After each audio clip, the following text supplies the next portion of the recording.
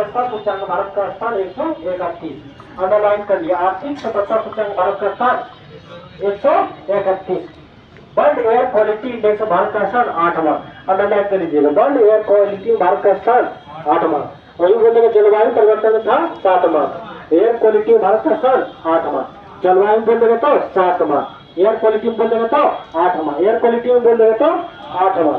वैश्विक आतंकवाद सूचकांक भारत का स्थान 13वां, इसको अंडरलाइन करके वैश्विक आतंकवाद सूचकांक भारत का स्थान 13वां। मानव विकास सूचकांक भारत का स्थान 132, अंडरलाइन करिएगा। भारत का स्थान मानव विकास सूचकांक भारत का स्थान 132 बनते जा रहा है रोजगार। हम तो पहली बार देखे माने उत्तर प्रदेश गवर्नमेंट के जैसे ही सरकार बना उसके बाद देखे कि यूपी योगी जी के 5 एक्शन, ठीक। तो पहला एक्शन में था कि खाली पदों को जो भी खाली पद है उत्तर प्रदेश में जल्दी भरा जाए। बाप रे बाप, आज का इतिहास में गारंटी है कि पहला बार कोई नेता बोला होगा सीएम कि पहला मेरा एक्शन ये है कि यूपी में खाली पदों को भरा जाए। चाहे किसी भी एनी गवर्नमेंट 28 राज्य और 8 यूनियन टेरिटरी है इंडिया में, किसी भी सीएम का ये कथन हो कि मेरा पहला एक्शन है कि खाली पदों को इस राज्य में भरा जाए, हम बोलेंगे यार असर तो है बाबू, है ना, असर दिख रहा है एकदम पूरा। अब लगता है कि सीट बढ़ेगा। अब 5600 से जाएगा 56,000 पर जाएगा।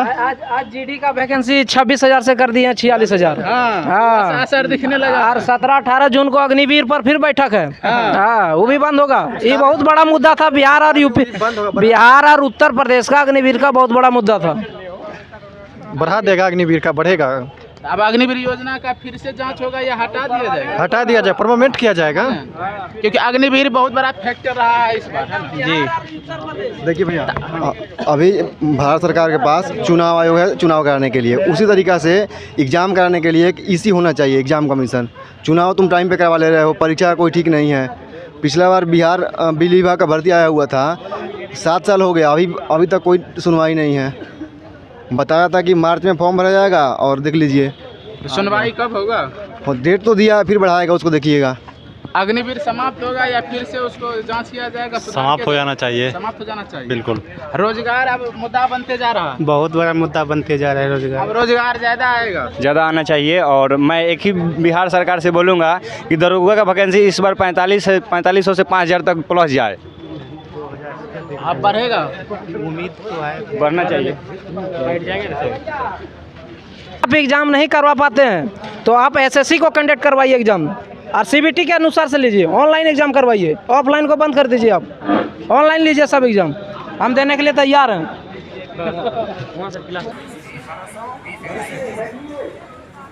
नानू आसन किसे कहते हैं? ऑप्शन दे रहे हैं रमा स्वामी नायकर, CN मुदालियर और श्री नारायण गुरु TM Nair.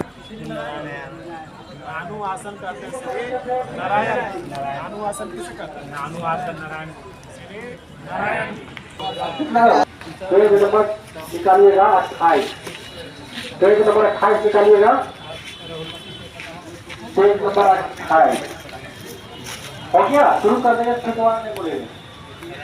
Cyber crime index 2024 में भारत का स्थान page number 28, cyber crime index में भारत का स्थान 10वां, कुल 134, मानव विकास सूचकांक भारत का स्थान 134, विश्व खुशहाली भारत का स्थान 136, विश्व खुशहाली भारत का स्थान 134, आपको चालू बोले तो 136, लैंगिक असमानता सूचकांक भारत का स्थान 108, लैंगिक असमानता भारत का स्थान पूरा ले लेते हैं सब। अब जो बैठ दिया है उसका तो सोचना भी है ना, देखना भी है ना कैसे तैयारी लोग करें। भारत शिक्षा को भारत से समझक किया है 2022 में सब 85 अभियोजक किया है, मतलब भारत सरकार भारत में जोड़ रहा है। नमस्कार, आप देख रहे हैं भारत 50 न्यूज़। मैं हूं भरत कुमार। मैं अभी बिहार के राजधानी पटना और पटना में एक मैनुल हक स्टेडियम है, उसी स्टेडियम में आया हूं। विद्यार्थी किस तरह से तैयारी करते हैं मैं वो भी दिखाऊंगा, विद्यार्थी का क्या दुख दर्द है वो भी दिखाऊंगा, विद्यार्थी का क्या कहना है परीक्षा को लेकर करके मैं वो भी दिखाने आया हूँ। अभी जो हमारे कैमरामैन इधर जो दिखा रहे हैं ये देखिए, विद्यार्थी रूम से बाहर निकल कर, यहाँ इतना गर्मी है, कोई पंखा नहीं है, ना कोई कूलर है, न पीने को कोई पानी है। इस इतना गर्मी में इतना बढ़िया से ये लोग इतना कड़ी मेहनत करते हैं, लेकिन फिर भी इन लोग का कहना ये है कि मेहनत तो हम लोग करते हैं लेकिन सफलता हम लोग को नहीं मिलता है, हम लोग का चयन नहीं होता है। चयन उसका होता है जो 10 लाख 20 लाख रुपया देता है। आइए इन लोग से दुख दर्द जानते हैं कि इन लोग का क्या है, ये लोग किस तरह से तैयारी करते हैं, आखिर पेपर लीक जो हो रहा है बार बार उसको कैसे रोका जाए। विद्यार्थी में बहुत विद्यार्थी इसको लेकर के नाराज़ हैं। आइए हम विद्यार्थी से जानना चाहते हैं। आप अपना नाम बताइए। मुकेश कुमार नाम है मेरा। आप ग्रुप चलाते हैं? हाँ, ग्रुप। यहाँ तो विद्यार्थी के साथ कई सारी परेशानी होता है, विद्यार्थी रूम पर नहीं पढ़ पाता है, यहाँ आता है तो यहाँ तो वही आता होगा जो सीरियस कैंडिडेट हो। सीरियस कैंडिडेट भी, हाँ सीरियस कैंडिडेट ही आएगा। सिंपल सी बात है, जब इतना कड़ाके की गर्मी में जहाँ टेम्परेचर 42 डिग्री सेल्सियस से अप्रोक्स चला जा रहा है, तो इतना गर्मी में जो अपना डेडिकेशन के साथ जो बंदा पढ़ रहा है वो तो सीरियस ही कैंडिडेट होगा ना, अदरवाइज दूसरा तो हो ही नहीं सकता है। अगर सीरियस कैंडिडेट नहीं रहेगा तो आराम से पंखा के नीचे रूम में सोएगा, आने का कोई मतलब ही नहीं है। कड़ाके के गर्मी में अगर कोई पढ़ रहा है तो सीरियस कैंडिडेट ही पढ़ सकता है। हाँ, तो जब पढ़ता है विद्यार्थी यहाँ कर करके, हाँ। फिर भी परीक्षा में जा कर करके धांधली हो रहा है, विद्यार्थी अपने आप से नाखुश हो रहा है। हाँ, धांधली तो पेपर में हो ही रहा है, तो ये तो गवर्नमेंट को देखना चाहिए ना।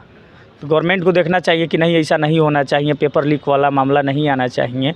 स्टूडेंट कितना मेहनत से पढ़ाई करता है, सारा कुछ अपना करता है, उसके बाद पेपर वाली जो लीक वाली जो घटना आता है वो तो बिल्कुल एकदम दुखमय घटना रहता है कि स्टूडेंट के लिए।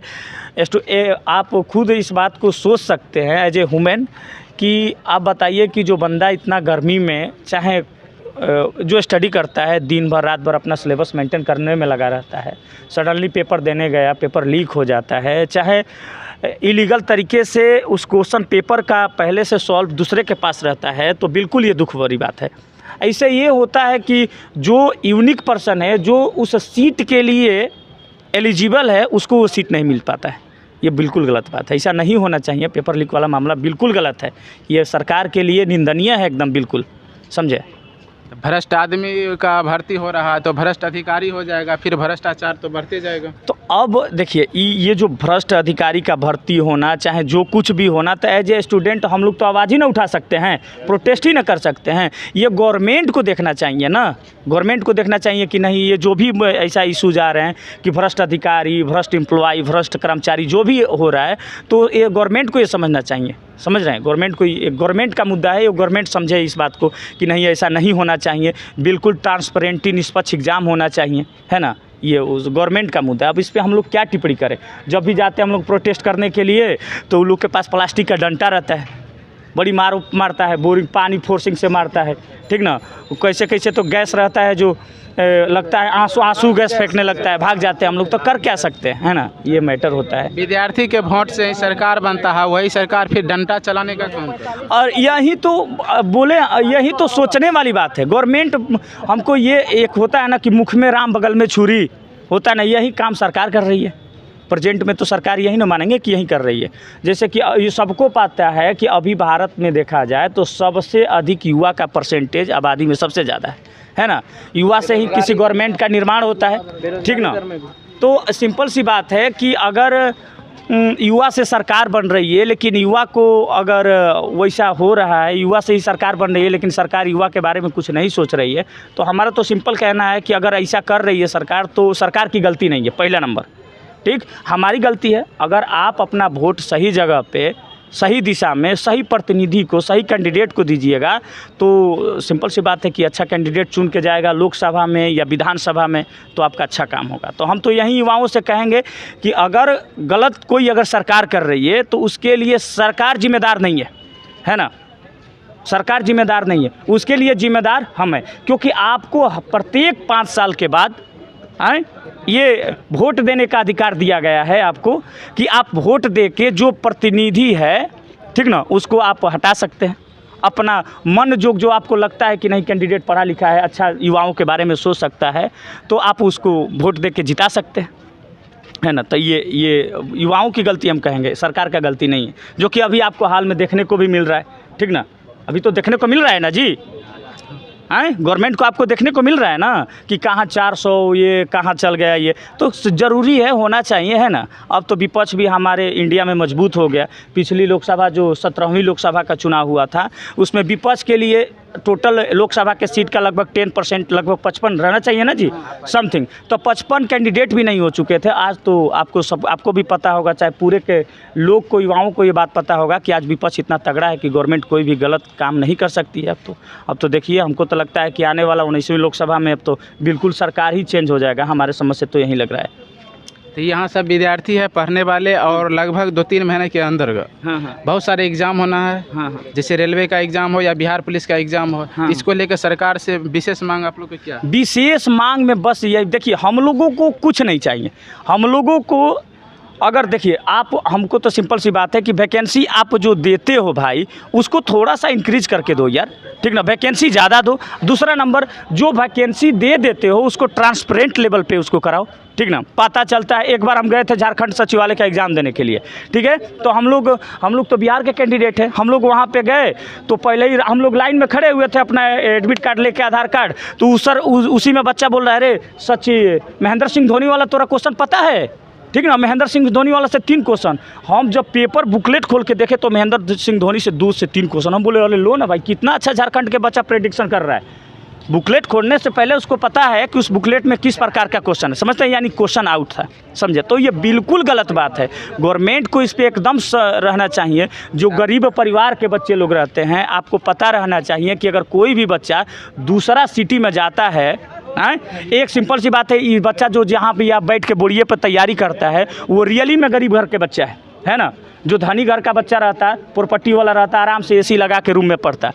कैसे कैसे जुगाड़ करके 1000-2000 रुपया जाता है दूसरे राज्य में या दूसरे किसी सिटी में एग्ज़ाम देने के लिए। पेपर लीक वाला मामला आता है, समझिए कि कितना फ्रस्ट्रेट होता होगा उसका माइंड। बिल्कुल गलत बात है। इसको सरकार को इस पर सोचना चाहिए कि एग्ज़ाम को ट्रांसपेरेंट कराए, ठीक ना। जो कैंडिडेट उस सीट के लिए एलिजिबल है, वो सीट उसी को दिया जाए, गैर कानूनी ढंग से या और किसी दूसरे माध्यम से कैंडिडेट को सीट नहीं दिया जाए। याद रखें, बिहार में एक बड़ी भर्ती है BSSC। पिछले बार 7-8 साल लगा था, इस बार भी 7-8 साल तक विद्यार्थी को वेट करना पड़ेगा क्या? अरे अब तो क्या किया जाए। अब तो एक होता है ना कि कहा जाता है कि ठोकर लग के, अगर हर चीज़ को एहसास, अगर लाइफ में आगे बढ़ना है तो हर चीज़ के सोचोगे कि ठोकर लग के सीखे तो तुम्हारी लाइफ कम पड़ जाएगी। तो हम लोग जो पहले से देखे हुए हैं कि नहीं ऐसा होता है, तो हम लोग यही ना कह सकते हैं कि लगता है कि यार 5-6 साल फिर लेगा क्या। लेकिन अब देखिए क्या होता है। अब तो गवर्नमेंट के ऊपर डिपेंड करता है ना। अगर बात बताइए, जैसे कि कुछ भी हो सकता है, अब इस पर कोई विशेष टिप्पणी तो नहीं कर सकते हम कि क्या हो सकता है क्या नहीं। लेकिन अगर जो पहले जो हुआ है, भूतपूर्व जो एग्ज़ाम हुआ है, उसमें 5 साल लिया है, तो हम लोग उम्मीद यही करेंगे कि लगता है यार फिर 5 साल लेगा क्या भाई, ठीक ना। कैसे कि बेमतलब का 3-3 बार डॉक्यूमेंट अपलोड करो, हो गया है तब 5 महीना तक वही प्रोसेस। हाँ, 5 महीना ये करवाए, फॉर्म भरा जाए। बिल्कुल 2 महीना फार्म भरवाएगा, 5 महीना करेक्शन का डेट देगा, ठीक है। और उसके बाद फिर हमको लगता है कि फिर करेक्शन का डेट आएगा, क्योंकि इसको एग्ज़ाम लेने का कोई वो है ही नहीं। हमको पूरा उम्मीद है गवर्नमेंट से कि फिर देखिएगा भाई 2 महीना के लिए आएगा कि जिसका अगर कोई भी डॉक्यूमेंट गलती है फिर अपडेट करिए। तो 2 महीना फार्म का, 5 महीना करेक्शन का, 2 महीना 5-4-9 1 वर्ष आपको केवल फॉर्म के बायोडाटा पूर्ण करने में लग रहा है। फिर आप कब एग्ज़ाम कंडक्ट कराइएगा, प्री लेना है, मेंस लेना है, फाइनल ज्वाइनिंग देना है, तो अब क्या हम बताएं। गवर्नमेंट को थोड़ा समझना चाहिए इस मुद्दे पे, क्या करना चाहिए क्या नहीं। सीट घटते जा रहा है, उसमें क्या कहना चाहते हैं? विधानसभा चुनाव बगल में है, यदि एग्जाम नहीं कंडक्ट कराएंगे ना बढ़िया से, सब विधायक तो पता चल जाएगा 2025 में है, ये है विधानसभा चुनाव। और क्या सरकार को पता चल गया है, सरकार को पता चल गया है यार, सरकार को एकदम ये बात पता चल गया है। उसको पता है कि अब अगला जो 2025 का विधानसभा का चुनाव होने वाला है, काम खत्म है बाबू, 12 गो खत्म, IJDU 12, समझे ना। उधर कहाँ चल गया, 40 कितना था वो उत्तर प्रदेश में 60,000 टोटल लोकसभा के सीट उत्तर प्रदेश में कितना है 80। बीजेपी कितना जीता 37 जीता। अब बताइए बीजेपी पूरा उस टोटल के वादा करती थी। तो हमको देखिए सिंपल सी बात है कि अगर कोई भी देश का गवर्नमेंट हो, कोई भी देश का संविधान हो, ठीक ना, किसी भी संसद पार्लियामेंट हो, अगर देखिए कोई बीजेपी का हो या कोई RJD का हो, चाहे किसी भी पार्टी से बिलोंग करते हैं, मेरे भाई आपसे सिंपल अनुरोध है ये कि आप किसी भी देश का विकास तभी हो सकता है जब विपक्ष स्ट्रांग रहेगा। वो आपके लिए भी अच्छा है और मेरे लिए भी अच्छा है। तो आप कोशिश करिए कि विपक्ष तो अब बेटर हो ही गया, तो अब हमको उम्मीद है कि गवर्नमेंट अच्छा चलेगी, एकदम बिल्कुल चलेगी। अब लगता है अब अच्छा नहीं चलेगी बाबू तो काम खत्म हो जाएगा सीधा।